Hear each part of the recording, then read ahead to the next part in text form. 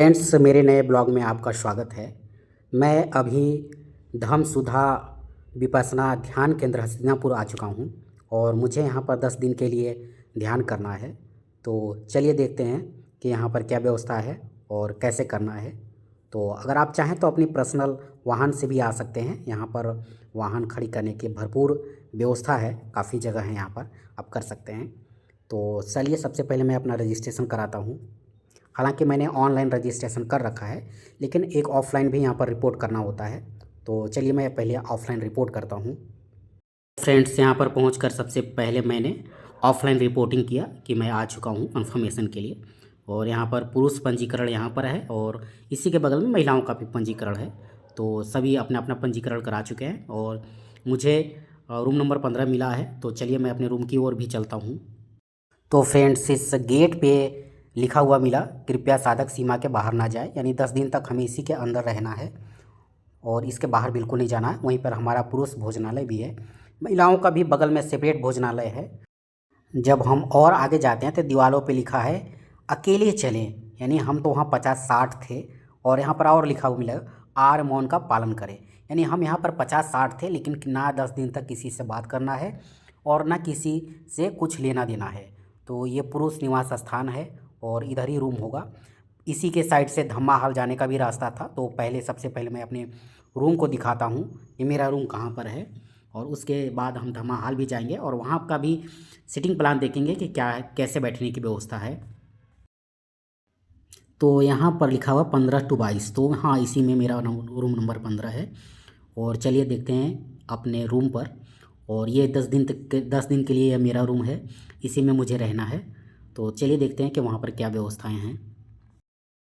तो फ्रेंड्स, अंदर मेरे रूम में आप देख सकते हैं कि एक यहाँ पर बेड रखा हुआ है और रजाई है और कंबल भी रखा हुआ है यहाँ पर। और ये मेरे कुछ सामान पड़े हैं, कपड़े हैं बस, और कुछ भी नहीं था, सारा हमने जमा ही करा दिया था। और ये सेपरेट अपना एक वॉशरूम है यहाँ पर। और यहाँ पर 4 बजे, चूँकि हमें 4 बजे उठना होता है, तो इसलिए यहाँ पर गीज़र भी लगा हुआ है कि आप गर्म पानी से भी नहा सकते हैं, नहाना चाहें तो। वैसे कोई ज़रूरी नहीं है नहाना। और यहाँ पर फिर देखिए लिखा अकेले चलें, यानी हर जगह आपको लिखा मिलेगा अकेले चलें। और अकेले चलने का मतलब कि साथ में रहते हुए भी किसी से हमें बात नहीं करना है। तो सबसे पहले चलिए मैं आपको धम्मा हॉल दिखाऊंगा, जहाँ पर मेरी बैठने की व्यवस्था थी। और इसी धम्मा हॉल पे 10 दिन तक हमने ध्यान किया और वहाँ पर बैठने की भी जो व्यवस्था थी उसको भी हम आपको दिखाएंगे। साथ में आप इधर देख लेंगे जो बैठने का ये व्यवस्था बाहर दिख रहा है। तो यहाँ पर फिर देखिए अकेले चले लिखा हुआ है। तो ये जो बाहर बैठने का है, हमें 12 घंटे बैठना होता था कंटिन्यू, और 5 मिनट का 10 मिनट का कभी कभी उसमें रेस्ट मिलता था, तो बहुत शरीर थक जाता था बैठे बैठे। तो यहाँ पर हम आके आराम करते थे 5 मिनट के लिए। मैंने अपने जीवन में कभी 12 घंटे पढ़ाई नहीं की बैठ के लगातार, लेकिन हमने विपश्यना में ये बैठा, एक अलग ही अनुभव है। कभी आपको मौका मिले तो ज़रूर एक बार आइए। यहाँ पर वाटर कूलर लगा हुआ था, बगल में शौचालय है पुरुषों का, महिलाओं का दूसरी साइड में है।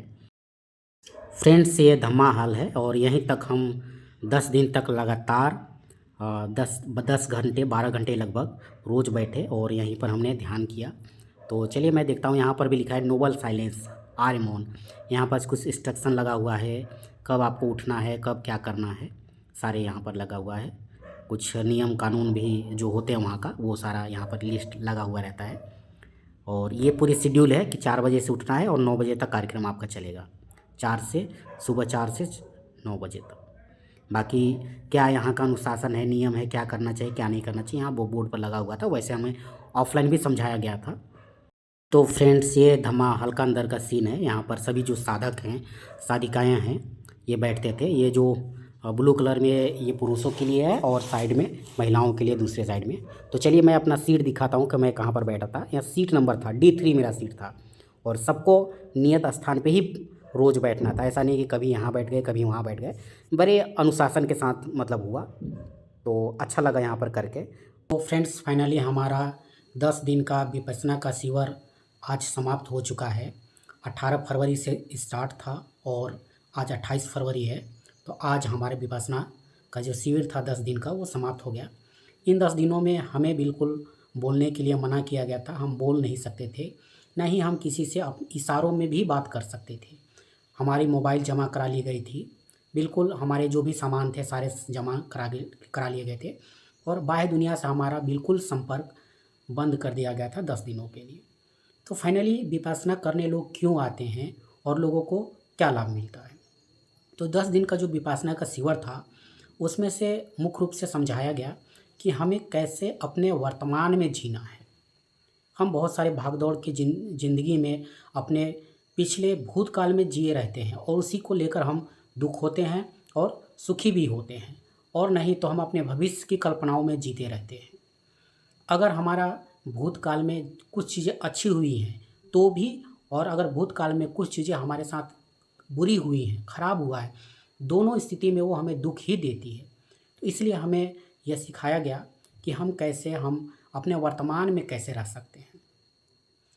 दूसरी बात कि हमें अनुभव के रूप में ये भी सिखाया गया कि हमारा शरीर में पल पल पल क्षण क्षण परिवर्तन हो रहा है।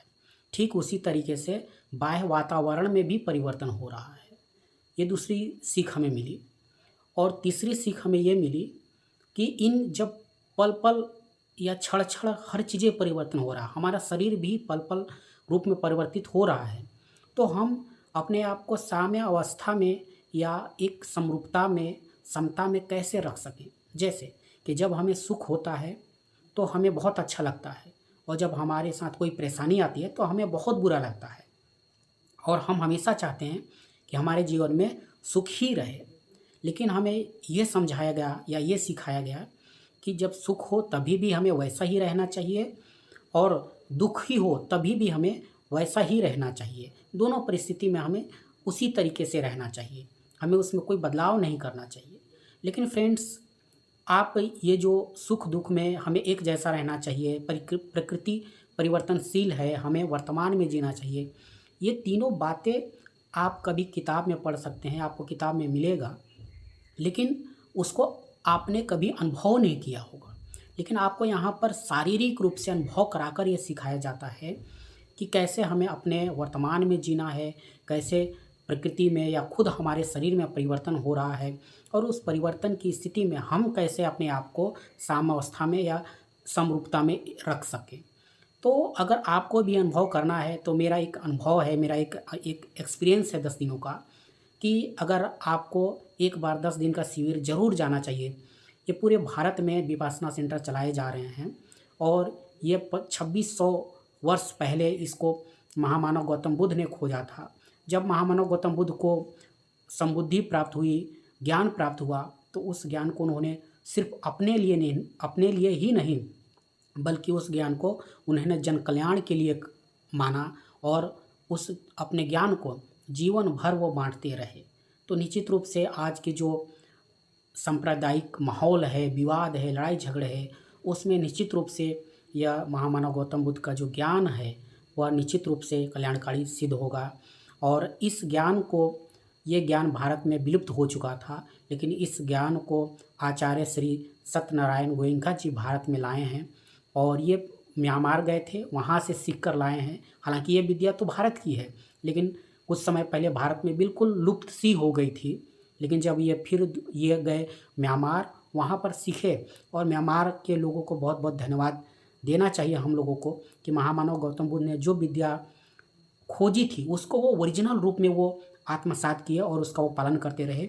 वही विद्या अब हमारे देश में ओरिजिनल रूप में आ गई है, जो महामानव गौतम बुद्ध ने खोज किया था। तो अगर आप भी अपने जीवन में दुखी हैं, बहुत सारी चिंताओं से मुक्त होना चाहते हैं, तो एक बार इस 10 दिन का शिविर का आपको ज़रूर जाना चाहिए।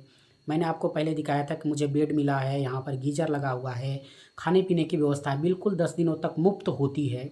और उस 10 दिनों के बाद अगर आपको लगता है कि मेरे जीवन में कुछ परिवर्तन हुआ, तो आप अंत के दिनों में अपनी स्वेच्छा अनुसार दान दे सकते हैं। क्योंकि हम 10 दिनों तक बिल्कुल एक भिक्षु की तरह जीवन जिए, हमारे पास कुछ भी नहीं था, हमने दूसरे के बेड पे सोया, दूसरे के थाली में खाना खाया, दूसरे का 10 दिन तक का खाया हमने।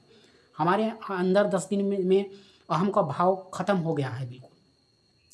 लेकिन ये अहम का भाव हमारा हमेशा ऐसा ही नहीं रहेगा। बाहर जैसे ही हम जाएंगे फिर हमारे अंदर अहम आ जाएगा, क्योंकि परिवर्तन होने में समय लगेगा। लेकिन 10 दिनों तक बिल्कुल हम शून्य हो गए थे। हमारे पास कुछ भी अपना नहीं था, सिर्फ़ कपड़े के अलावा। तो निश्चित रूप से आपको एक बार जाना चाहिए। और ऐसा कहा जाता है कि इस 10 दिन का शिविर जो भी व्यक्ति ले लेता है, उसको कल्याण होता है, उसके जीवन में कुछ परिवर्तन होता है। तो वो भी दूसरे के साथ उस कल्याण में, दूसरे के जीवन में परिवर्तन हो, इसके लिए वो भागीदार बनना चाहता है। तो मैं चाहता हूँ कि आपके जीवन में सुख समृद्धि हो, मंगल कामनाएँ हो, तो इसलिए एक बार ज़रूर आप 10 दिन का शिविर करें। भारत के विभिन्न क्षेत्रों में कई प्रकार के इसके सेंटर चलाए जा रहे हैं। आप वहाँ पर रजिस्ट्रेशन कर सकते हैं, बिल्कुल मुफ्त में सिखाया जाएगा। और अगर आपको इससे संबंधित कोई भी समस्या आती है तो आप मुझे मैसेज कर सकते हैं। मैं आपको बताऊंगा कि कैसे आप रजिस्ट्रेशन कर सकते हैं और इस विद्या को सीखकर अपने जीवन को सुखी समृद्ध कैसे बना सकते हैं। सबका मंगल हो, सबका कल्याण हो। जब भी मेरा जीवन सुखी समृद्धि होता है या मेरे जीवन में कोई भी परिवर्तन होता है और उस परिवर्तन में कोई सहायक होता है, तो उसको मैं हमेशा कृतज्ञ मानता हूँ उस व्यक्ति का। तो मुझे ये शिविर की जानकारी मेरे सीनियर हैं, शशांक ए आनंद सर हैं, उनके माध्यम से मुझे मिला। और मैं उनका बहुत बहुत धन्यवाद करना चाहूँगा कि उनके माध्यम से मुझे ये जानकारी मिली और मुझे बहुत इस शिविर में आकर अच्छा लगा। कभी कभी मुझे ऐसा लगता है कि कुछ चीज़ें मुझे बहुत लेट से मिलती है, लेकिन फिर मैं सोचता हूँ कि चलो लेट से ही सही, लेकिन मुझे मिली तो कम से कम।